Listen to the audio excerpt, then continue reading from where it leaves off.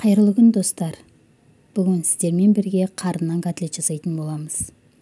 Жасалу жолын білгілеріңіз келсе, видеомды соңына дейін көріңіздер. Котлет жасау үшін ең алдымен біз қарынды жақсылап тазалап, одан кейін пісіріп аламыз. Одан кейін бізге қара бұрыш, тұз және пияз, 2 сәбіз және жұмыртқа қажет. Енді біз пісіріп алған қарынымызды осылай ет тартқыштан тартып өткізіп аламыз. Тартылған қарынымыздың үстіне осы 2 сәбізімізді үккіштен өткізіп үстіне қосатын боламыз.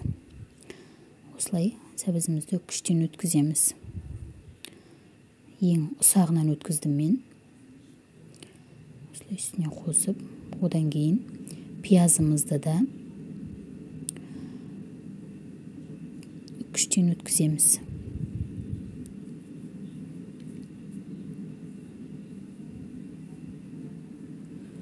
Одан кейін татымына қарай қара бұрыш және тұз қосамыз. Және де бір жұмыртқаны үстіне жарып, салмамызды жақсылап араластыратын боламыз. Жақсылап қысып араластырып, енді осы салмамызды жақсылап дөңгелектеп котлеттерімізді дайындаймыз. Дәл осылай котлеттерді дайындайтын боламыз. Барлығында осылай біркелкі етіп, дөңгелетіп котлет жасап шығатын боламыз.